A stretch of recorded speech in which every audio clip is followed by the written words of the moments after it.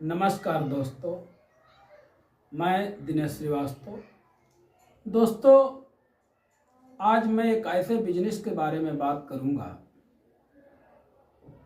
जिस बिजनेस की ओर ज़्यादातर लोगों का ध्यान नहीं जाता है और बिजनेस बहुत ही अच्छा है।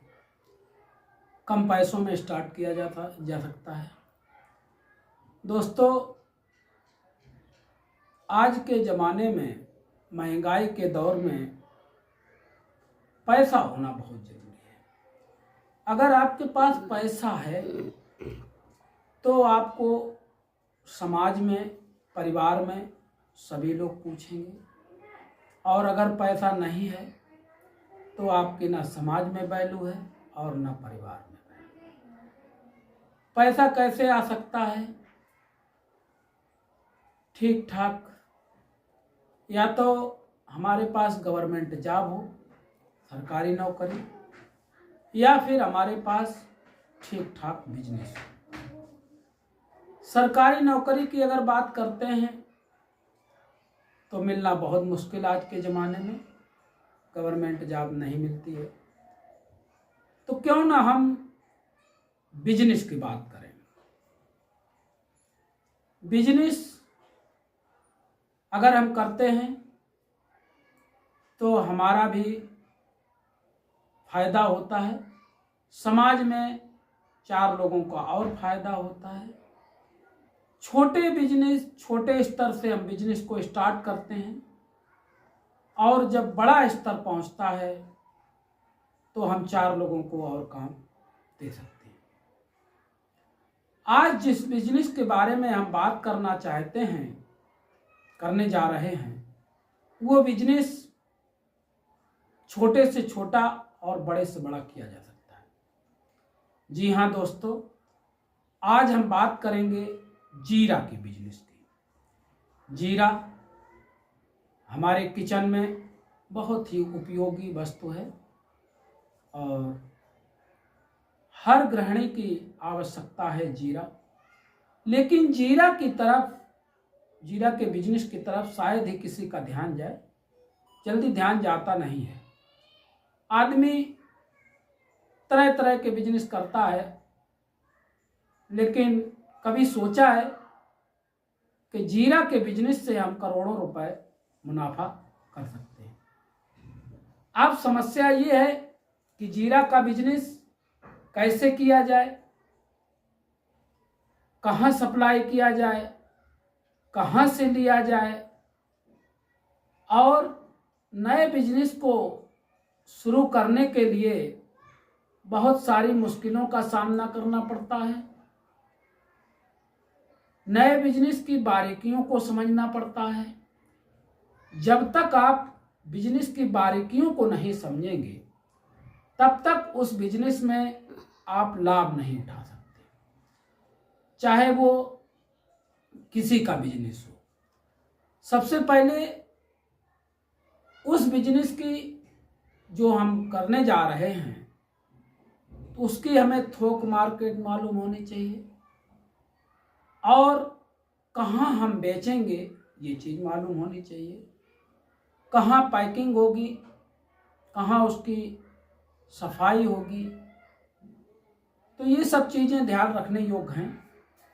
जीरा हमारे भारत में मात्र 2 ही राज्यों में उत्पादन होता है जीरा का, एक तो राजस्थान और एक गुजरात। अगर आप जीरा का बिजनेस करना चाहते हैं तो इन दोनों में से किसी एक जगह आपको जाना पड़ेगा, और एक बात, समय देना पड़ेगा। अगर समय नहीं देंगे तो प्रॉफिट की उम्मीद कम और हानि की ज़्यादा, लाभ की कम हानि की ज़्यादा, इसलिए समय देना होगा।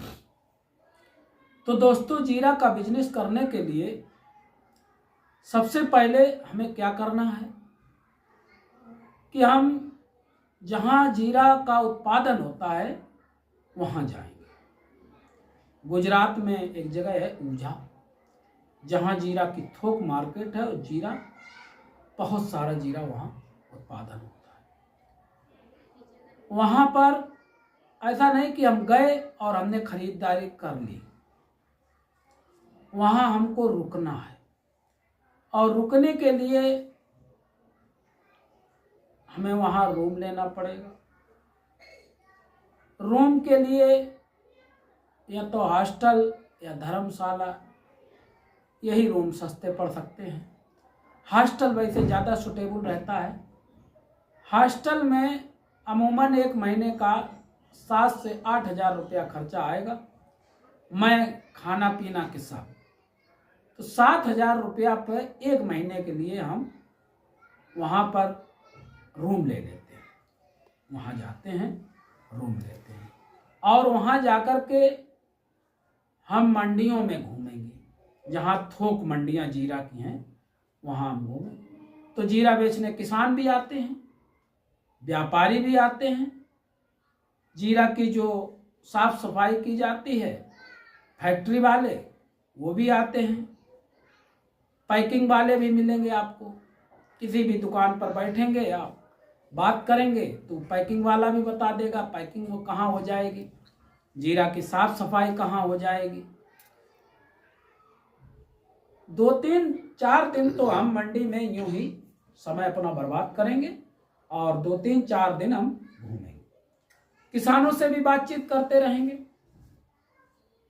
देखिए, किसी भी चीज को खरीदने के लिए अगर हम मार्केट से लेते हैं तो उसमें खर्चा लगता है मार्केट का। वो खर्चा ये कि जैसे कि जिस आड़ती के पास लेंगे उसका कमीशन हो जाता है, और जो किसान भाड़ा लाता है भाड़ा हो जाता है, पल्लेदारी हो जाती है और अन्य काफ़ी खर्चे आ जाते हैं।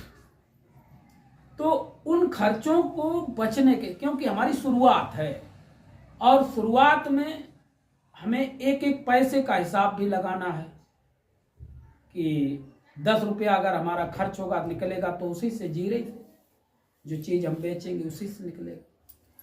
तो वहाँ जब हम 4-5 दिन गुजारेंगे तो वहाँ का माहौल हमारे समझ में आ जाएगा, क्या माहौल है।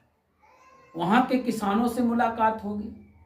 तो दोस्तों, अगर हम डायरेक्ट किसानों से जीरा लेते हैं तो हमें ज़्यादा प्रॉफिट होगी। तो डायरेक्ट किसानों से हम जीरा लेंगे। इसके बाद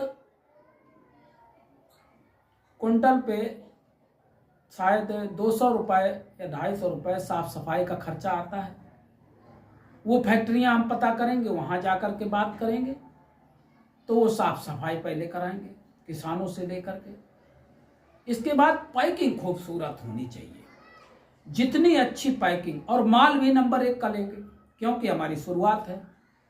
शुरुआत में प्योर माल, नंबर 1 का माल देना चाहिए जिससे कि हमारी मार्केट बढ़िया बन जाए। तो नंबर 1 का माल लेंगे, वहीं पर हम साफ सफाई भी कराएंगे जीरा अच्छे ढंग से। इसके बाद पैकिंग भी नंबर 1 की कराएंगे। अब हमारा 15-20 दिन का समय जरूर बर्बाद हुआ, 1 महीना का 7 हज़ार रुपया एक्स्ट्रा लगा, लेकिन जो बारीकियां थी वो मेरे समझ में आ गई। लेने किस हिसाब से जीरा को लेना चाहिए, किस हिसाब से पैकिंग करानी चाहिए, कहाँ हमें सस्ता मिलेगा, कौन क्षेत्र में महंगा मिलेगा, तो ये बारीकियां हमारे समझ में आ गई। इसके बाद जीरा को लिया, साफ सफाई करके पैकिंग बढ़िया से कराया। अब हमको बेचना किस मार्केट में, ये हमें मार्केट चूज करनी है। मार्केट हमने चुनी, तो पहले तो हम दुकान बाई दुकान गए और पूछा जीरा। तो अमूमन सी बात है, आदमी कह देता भैया नहीं है, नहीं चाहिए। लेकिन धीरे धीरे उस मार्केट में कहीं पर हम बैठने लगेंगे। माना कि किसी ऐसे दुकानदार के पास बैठने लगे जो जीरा का काम करके सौंफ का करता है, हल्दी का करता है।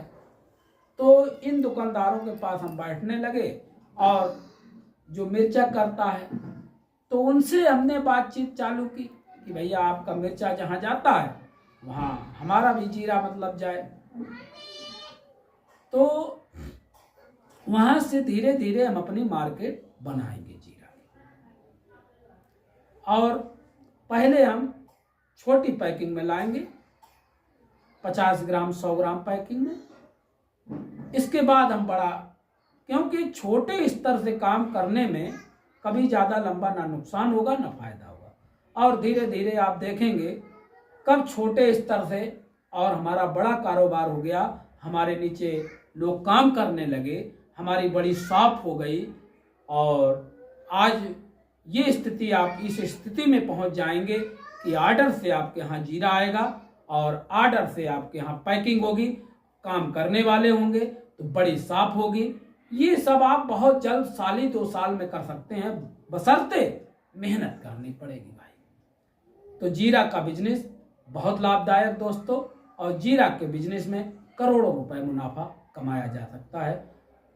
अगले एपिसोड में फिर आपको एक नए बिजनेस आइडिया के साथ हाजिर होंगे।